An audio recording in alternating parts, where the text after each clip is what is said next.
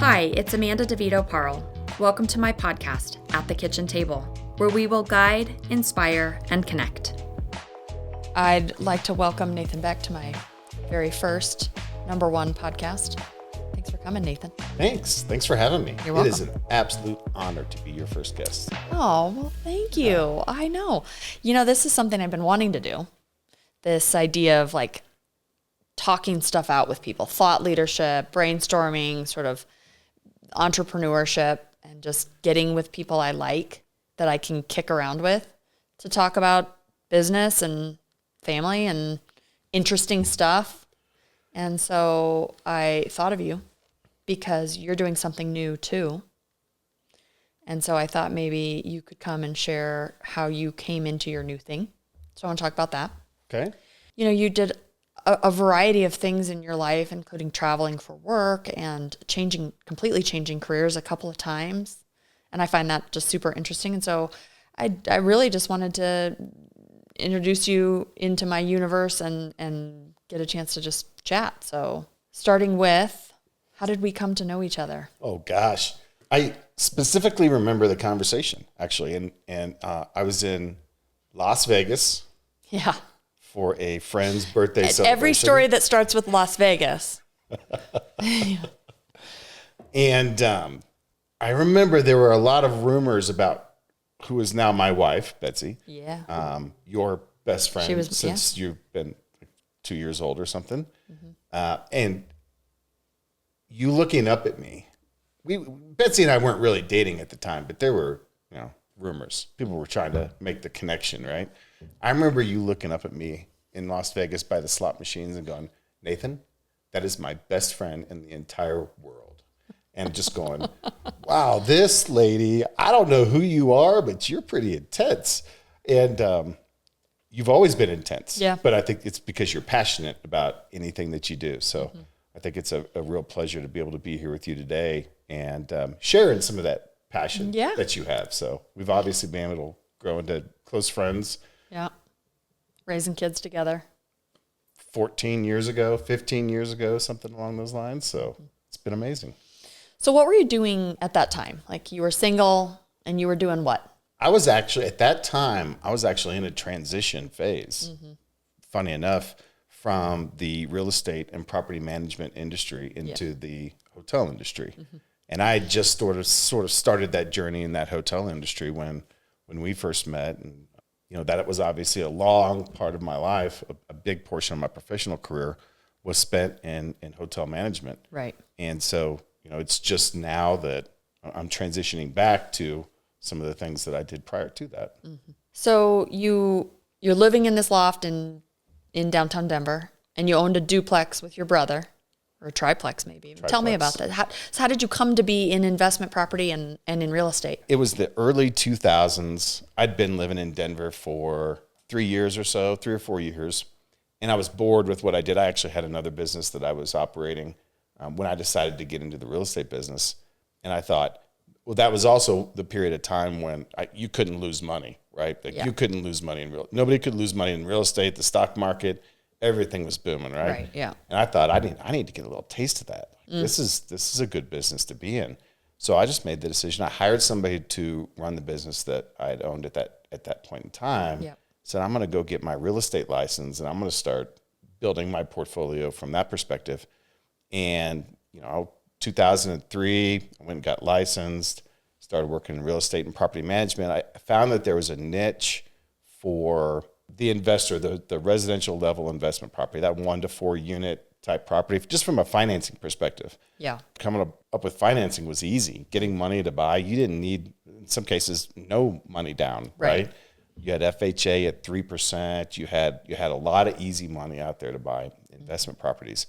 And so I thought that seemed like a great opportunity to take advantage of, and started focusing my business at that point in time in both the buy-sell brokerage side of that type of investment properties to a lot of first-time investors, as well as more experienced landlords, and then also performing property management services for them on those properties once we got those deals done. So, and I did that for 5 years-ish. Mm-hmm. And so, the business was actually was actually very good in the first few years. I was able to acquire properties for my own portfolio, start really building that side of the business in partnership with some lender partners that I had. It was great. We put on seminars. We did all sorts of things to sort of build that business. You know it better than anybody, Amanda. Is like you just have to grind, right? You just got to go out there and meet people and work hard. PHW. Yep. You shared that with me the other day. You tell the audience what that stands for? Yeah, well, we know PHW in our universe stands for Pure Hard Work. Brian Buffini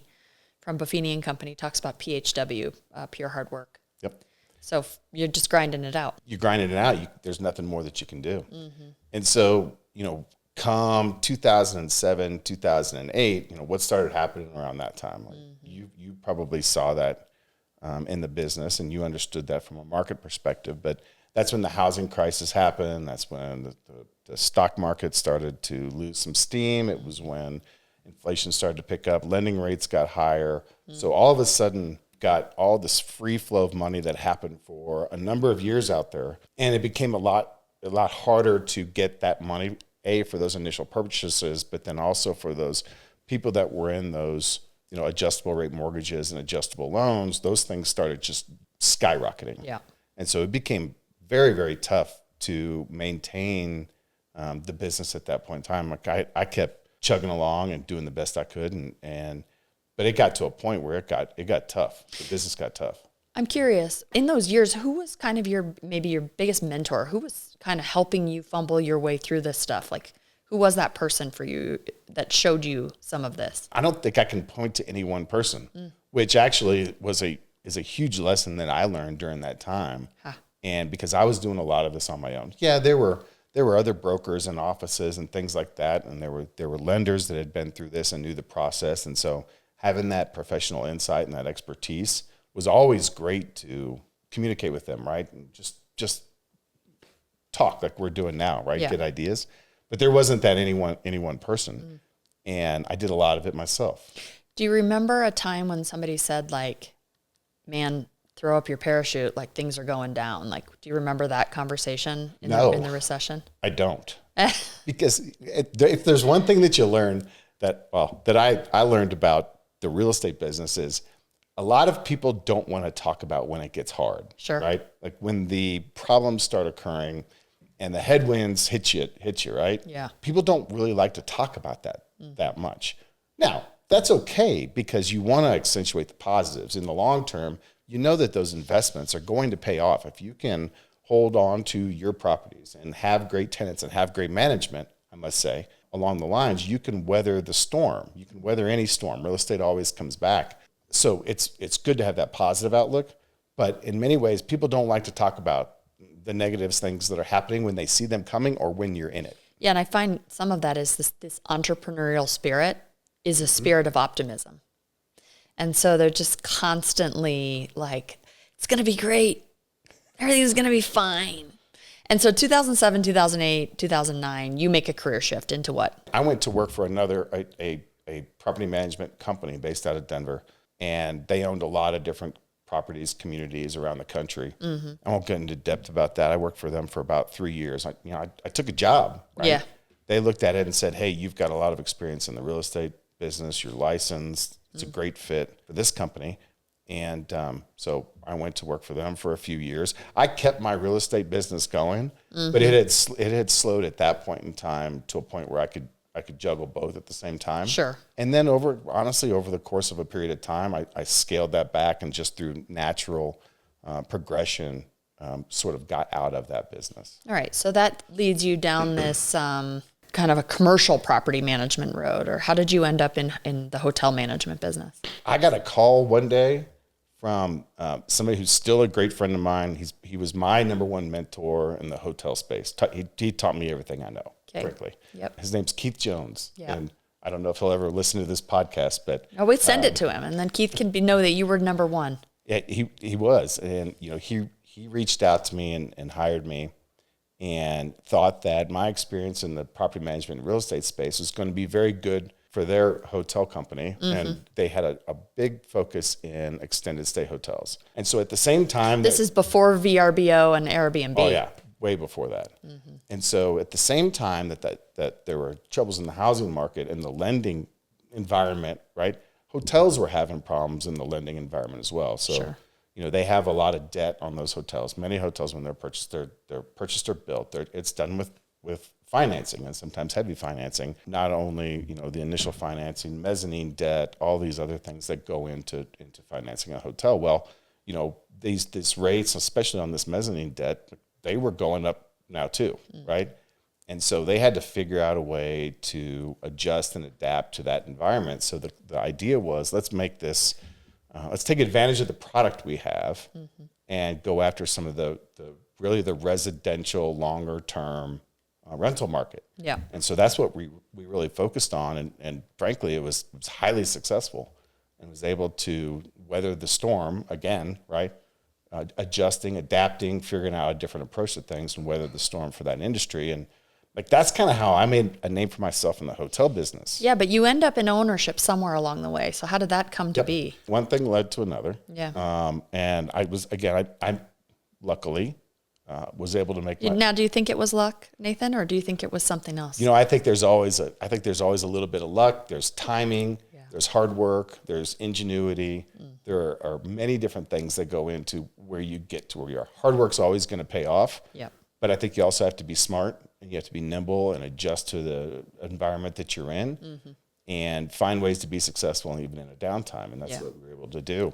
And so, over the course of several years, I made a name for myself as being somebody who could, frankly, make people money. Yeah. In the hotel business. And I was able to make some people a lot of money. Yeah. And they decided that they wanted to give me more and more responsibilities. And so fast forward 2018, there was a transaction that took place in the industry, individuals and company that I was working with, where we had an opportunity to take our hotel management business private. So 100% private. We actually sliced it off from an existing brand as a brand got sold, and assets got sold, and then the hotel management company we were able to acquire and take private. You took the management company Correct. away. I Correct. see. So the assets were, the buildings themselves were something different. It was the management Correct. of. Correct. Okay. And so it was myself and several partners that were able to do that. And, it's again. And you were managing so at that point, your company now goes to manage extended stay hotel chains. So you were managing for a specific brand, but then you took the property management piece over here and you could manage for more brands. We were fully 100% third party. So we could manage with anyone. We obviously had close relationships with a lot of different people and a lot of different brands. But we could manage for anybody of our choosing. So around 2018 is sort of the advent of alternate housing. How did VRBO, Airbnb, and then subsequently that whole sphere that built out of that industry change the hotel business? I personally don't think it did that much. Okay. So there was a lot of fear. There was a lot of fear that it was going to change and going to be a challenge for that business. And you had one more sector in the marketplace that you had to compete against. But you were never going to get the service levels at a VRBO or anything of that nature, or Airbnb. You were never going to get the service levels that you were going to get at a hotel. Yeah. Now, some people really like VRBOs and Airbnbs, and I like them for specific cases. If I'm on a long-term vacation, I love that. If I'm going someplace for a couple of nights, stick me in a hotel. I know what to expect. You never know what to expect whenever you're staying in a VRBO or any short-term housing alternative. You don't know what to expect. So as a brand in the hotel industry, you stand out because you have that consistency across the entire country, right? And so people know what to expect. All right, so you become an owner with a couple of pals, and you get approached at some point to sell your business. And so what did you learn in that process, and how did that come to be, and then where did that lead you to? Come 2022, I had an opportunity to divest and sell my interest in the property management company, the hotel management company, right? And finally closed on that transaction in 2023. Yeah. So that whole transaction that happened really is what brought us here today, and where we're talking about, and me looking at, what do I want to do when I grow up? Yeah. So you start this journey of figuring out what's next. Yes. So I started going, well, what do I want to do? What did I like about the hotel business? Many things. I traveled a lot, right? Yeah. And that's got its positives and its negatives. You know, the positives being it was great. I got to meet a lot of people. I got to see a lot of people. I got to go a lot of cool places. Yeah. I got to do a lot of great things. The negatives were I was away from home a lot, right? I've got young kids and, you know, they're getting to that age where it's like, do I really want to be traveling? What am I going to miss out on? So there was that aspect of it. So what can you do? Anytime you're in the hotel business, if you want to be multi-unit and really expand and grow, Right, you're gonna have to travel. You got to travel. Yeah. It's just part of it. And so, do I accept that or do I not? Okay, that's one of the check marks, right? What am I going to do? Right? Like, do I go into an entirely new venture? Well, so tell me some of the holes you went down. You went down a few rabbit holes. Oh yeah. What were they? Oh yeah, I went down some rabbit holes. That's for sure. I looked at startups. I thought about getting into the pickleball and golf simulator business. Okay. Did a lot of research on that one. I love that. I love both of those sports. I love the idea of hanging out with friends and having a great time. It wasn't in my wheelhouse necessarily, but I figured like I've changed careers before. I can figure something out. Sure. It didn't pencil out, right? Yeah. The money wasn't there. And it's a retail environment, right? So now you're doing retail business hours and, you know, Right. that's intense. And a lot of risk. Sure. A significant amount of risk, significant capital that's needed up front to get something like that going. Yeah. I went down the franchise route. Okay. Whether that be existing franchises or Like new dog franchises. washes, dog car washes? Oh, the funny thing is I looked at a lot of home services companies. Yeah. Because home services businesses are huge. doing very, very well. Sure. And these franchises are doing very, very well. And so it was very intriguing to get into the home services industry because I know that. I hired those vendors in the hotel business and the property management business. I knew what we needed. Yeah. And I knew what kind of money you could make. But, you know, and franchises are fantastic. They're a fantastic vehicle for a lot of people to really go into business by themselves. And they're not by themselves. Businesses on their own with having a whole lot of support, right? But you know what? You pay for it too. That's right. You pay for it in perpetuity. And so it never goes away. And I thought, do I want somebody for my hard work getting in my pocket for the rest of the time that I own this business? All right. So you end up where? So I end up looking at some existing businesses for sale, some of which were property management companies. Yeah. And I thought, well, this makes sense based on my experience. And so, you know, as I'm looking at these property management companies for sale, I call my good friend Amanda that I know that knows a thing or two about real estate and property management, right? So I call you and I say, Amanda, tell me what you think about this property management company. And I think Amanda's exact response was, I don't know that I can say the exact words. You can say it. It's my podcast. You can do whatever you want. You're a fucking idiot, is basically what she said. And I said, well, thank you, Amanda. I appreciate that honest feedback. Why am I a fucking idiot? And so you went on to tell me that, you know, property management business in general and the experience I have, the friendships that I have with you and others, why not start from scratch? Well, I think the cost of buying that business at the time was $1 million. Roughly. And so it was make $1 million investment or start from scratch. Right. And so your suggestion was Nathan, you can do this for significantly less. I'll help you, right?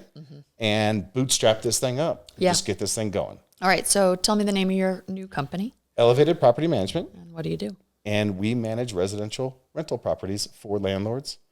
And so, our focus is, solely on residential property management. So as I was doing my due diligence, talking to you and others, and I said, what are the top complaints that you get from owners and landlords about their property management companies? Right.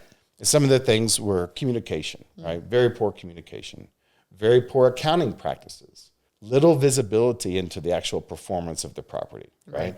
Maintenance issues that go unattended to, all impacting profitability, right? So those were some of the clues that you gave me and some of the ideas that I had.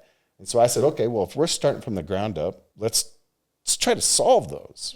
Let's try to set up a foundation and a company that can solve those issues, those number one complaints from owners, landlords, clients, and build the company around that. And so that's what we did.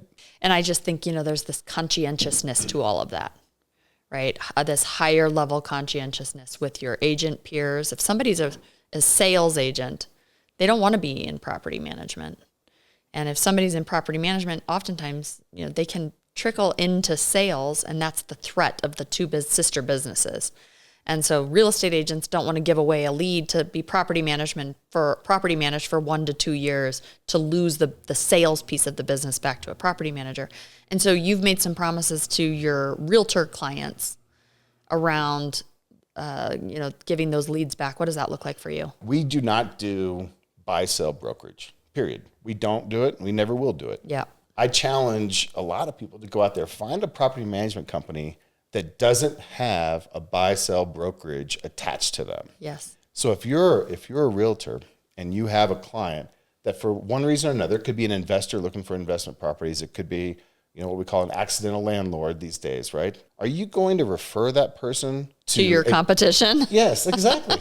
Exactly. So why would you do that? Even if everybody promises, we are not going to steal the business. We're not going to do that. We wouldn't do that. You know who makes the decision? The client makes the owner makes the decision, right? Yeah. Like you can't say, hey, you can't use XYZ, right? You have to go back to Amanda. Mm-hmm. You can't force them to do that. Yeah, right. There's a threat in that referral. Right. Yeah. Right.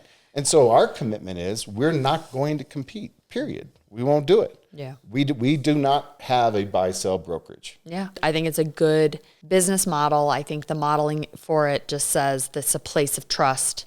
And so, that relationship is so valuable between the referring person and the property manager. So then if somebody's listening who isn't a real estate agent or who is just a client, why should somebody hire a property manager? What's the benefits of having management? Gosh, there are about 1,000. Number one, let's reduce the stress. If you're not a professional property management company or experienced in property management, it can be overwhelming. And it may seem like it's easy at first. And I know a lot of people who thought it's very easy at first and then realized it's not. Right. When you think about everything from the leasing, the advertising, the marketing, that whole piece, finding a tenant, doing background checks. Money. Right, exactly. You start there, and then you start, okay, well, how do I account for all of this? In the state of Colorado, there are a lot of specific requirements for accounting for other people's money, fiduciary accounts, right? Yeah. So you have to account for the monies that you hold that technically belong to others, like security deposits. Just the accounting of the day-to-day, the money in, the money out, paying vendors, finding vendors, right? All of those different things. And don't even get started on the legal landscape. The legal landscape has become increasingly challenging for anyone in the state of Colorado specifically. And you know what? There are always going to be laws. There are always going to be challenges that we face that we have to overcome. The legal landscape right now is one of them.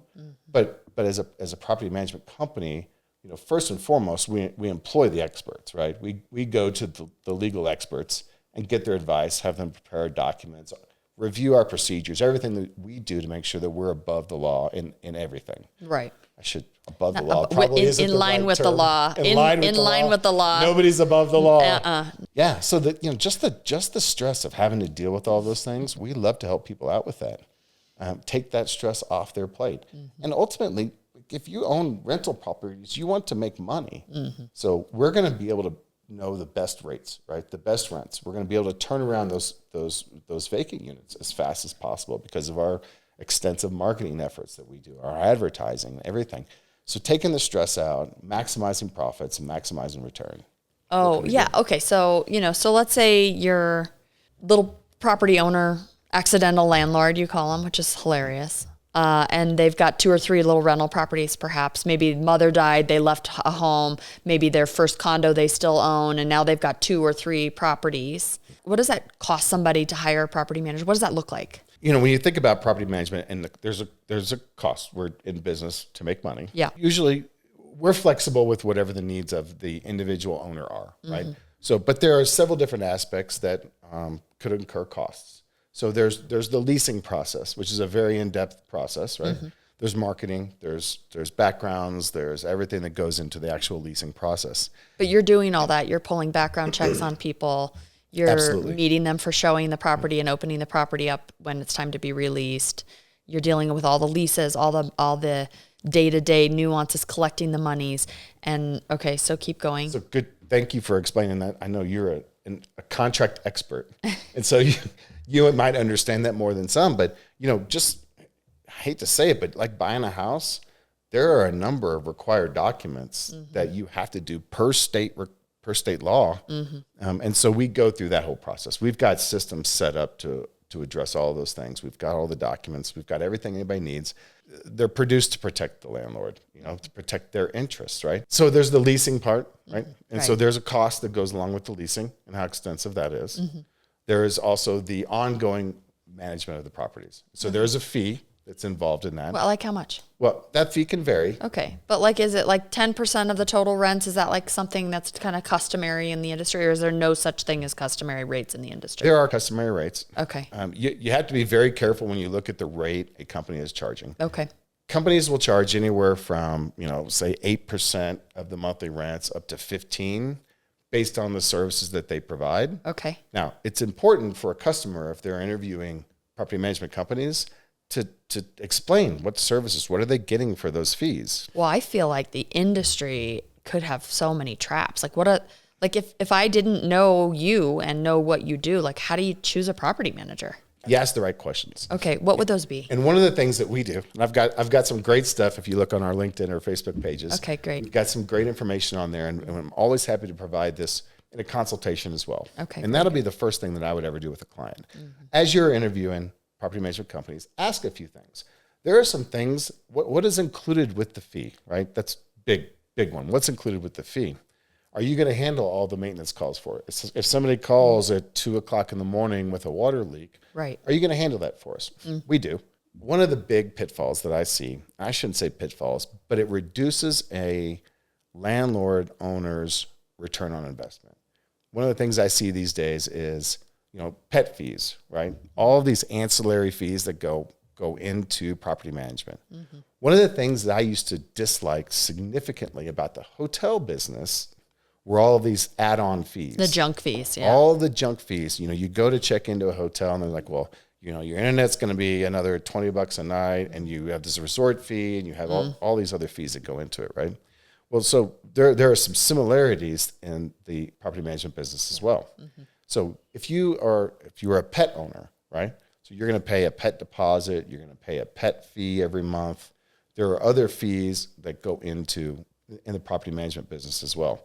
Coming into this, after being in that hotel business, I did a lot of research into this. You know who keeps most of the pet fees? In the state, all the property management companies I looked at. So the property manager's keeping the pet rent and they're not pushing it onto their owners. Correct. They don't get that fee. Yeah. If that's $35, which is the maximum fee amount per month that you can charge for the state of Colorado right now, that's going into the property management company's pocket. Right. It blew my mind. I said, well, that's the owner's money. Because I'm a landlord too, right? I own rental property as well.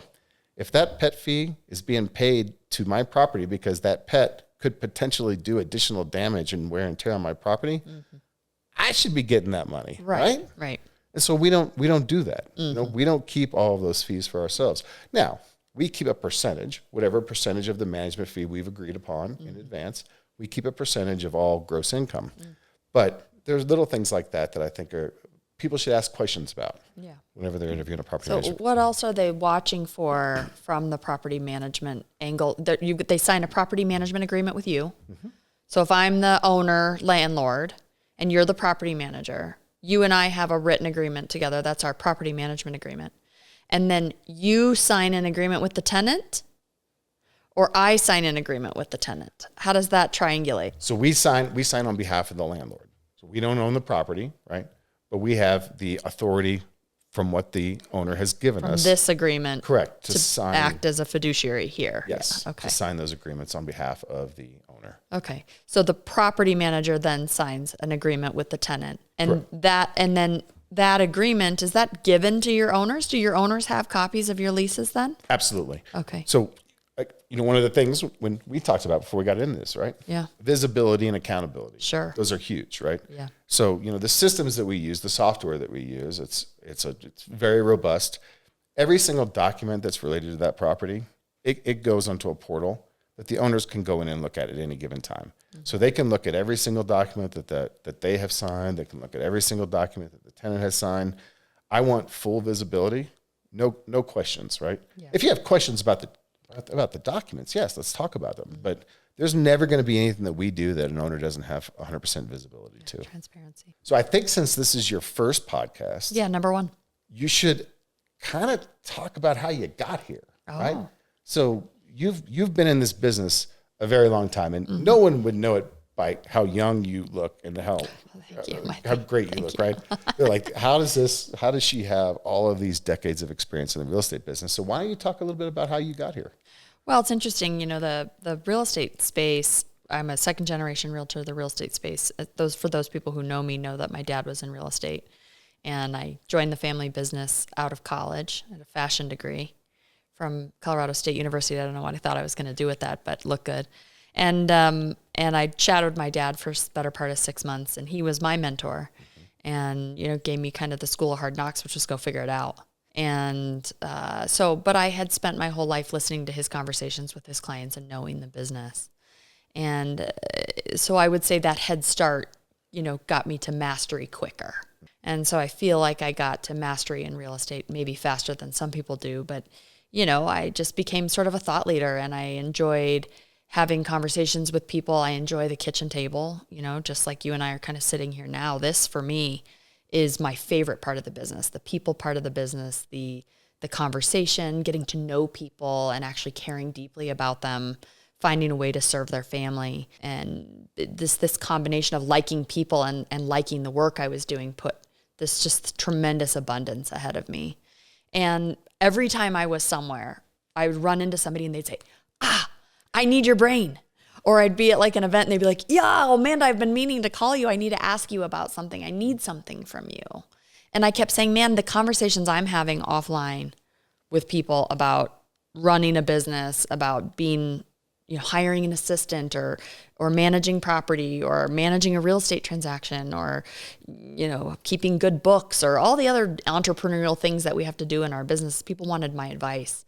And I thought, man, if I could just scale that into a place where I had a conversation with like-minded entrepreneurs, like-minded folks, where I could really scale this, it would be a podcast in long format. And so that's how I came here to this number one with Nathan Beck. Hey, that's exciting. Yeah. How have things changed since you first got in the business to where we are now? Because you know what, when you first got in the business, podcasts, they didn't exist, right? You might have a guy that was a guest on an AM radio station, right? Talking about real estate on Saturday morning. But how have things changed since you got into the business? The most notable change in real estate was I used to do my market analysis with a yellow notepad and a pencil. I mean, that's how long I've been at this. So 21 years ago, I wasn't doing Excel spreadsheets to do my market analysis. And so now, we've digitized so much of the business, and that has really made things move quicker. I think the advent of electronic signing really changed the business for me. We were running around and gathering up signatures. We were loaning fax machines to people in the early years so that, like, if you were going to buy a house and you didn't have a way to get something back to me and you lived way across town and I didn't want to have to go across town and get your signature, I'd loan you a fax machine to hook up to your dial-in so that you could fax a signature back to me. Just the advent of electronic lockboxes, the advent of, showing technology that routes your showings. I can remember there was a day when I would say, oh, it'd be so cool if the computer would put my houses in order for me of how to show property. And now it does that simply, And so just the business itself has changed so much. And, so this moving into this video and audio space of podcasting and talking with people and thought leadership was sort of a natural place the business was going to go to, which is to be able to spread the word of real estate and what I know and what I've learned just in a more meaningful way, more easily. You're taking all of those questions that you received over the years, and you said, I don't know, you probably didn't write them down. You might have written them down, actually. But you're taking all of that and being able to share that with everyone that's out there through this podcast. That's right. So every question that you get, just answer it out loud while the mic is on. 20 more people have that same question. For sure. So answer that question for people in advance, and then, you're helping them through the process. Yeah, it's been really good. It's been the start of something new, and like your start of something new, there's in helping people, there's a lot of reward in that. So this is taking advantage of technology, right? To be able to share your knowledge with everyone. There's been this whole advent of online real estate brokerages, websites, all these places that people can go to, and they say, hey, sell your home for X percentage, or sell your home for this flat fee, or do all these things. I call them discount online brokerages for the sake of it. So when you think about all of that competition that's been entering your space, and people go, well, what's going to happen with the traditional broker's role in the marketplace with these, discount services that are available? Talk a little bit about, I think, using technology, right? That's technology is taking a different stance there. Instead of allowing you to share your knowledge with everybody through a podcast, it's kind of challenging your business model. But maybe share with everybody why it's so important to continue to work with an experienced realtor like yourself. You don't get decades of experience by going through a discount brokerage. Yeah, well, and there's just institutional knowledge in my brain that I get paid for having just locked up in there.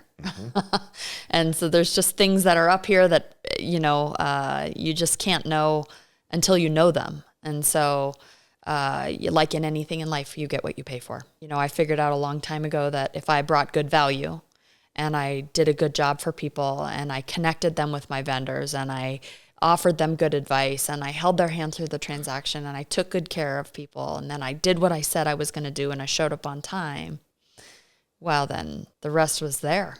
Yep. And so for me, the competition or the advent of a discount broker was never really a threat. It might have felt like one for a moment, but because it's a unique and an infrequent and a complex transaction, people need help and they're going to continue to pay for help or for guidance or advice. And when I started in the business, you couldn't access properties online, but now you can. Well, my fee really didn't change. It's just that people decided what I did for them was different. Or maybe what they needed me for became different. I always say, you don't need me to find a house anymore. What you need me for is to guide you through the transaction. I think that was probably always true, but back then in the olden days, they needed me to find a house and guide them through the transaction. And so in some ways, the technology has changed that part of the business. But yeah, so the advent of technology and just moving into this more longer format space of being able to share what I know, sort of this institutional knowledge, this ability to, just kick stuff around and bring what I know at the kitchen table to, people who want to listen. It's something I'm looking forward to doing. I think it's exciting. Thank you. So, okay, tell me where people can find you to help with property management and where can they go to find you and how can they reach you? They could go to our website. It's www.elevatedpmc. It's a property management company. Got it. Elevatedpmc.com. We're on Facebook, LinkedIn, Instagram, all of the social media outlets that I've had to learn more and more about. Right. As a we part got of the this business. started, That's right. Yeah. But we are available in all those places. So we try to post articles on a regular basis that are informative about the property management industry as well. So come there if you're looking for information. Come check us out. We'd love to help. And always, no obligation at any time. Call me if you just have a question. Anybody that has a question, should I rent? Should I not rent? What can I get? What should I do here? I'm always happy to talk through any situation with anyone. Yes. Ultimately, I want the best outcome for everyone and their goals, right? And so if I can help them achieve their goals and it's just a conversation, then I'm doing something right. Congratulations. Thank you. Your new business. Thank you. Thanks for having me. You're my pleasure. And so will you come back? I would love to come back anytime you'll have me. All right. Well, we'll talk about something else interesting when you come back too, like raising kids or more entrepreneurial things. We've got some stories.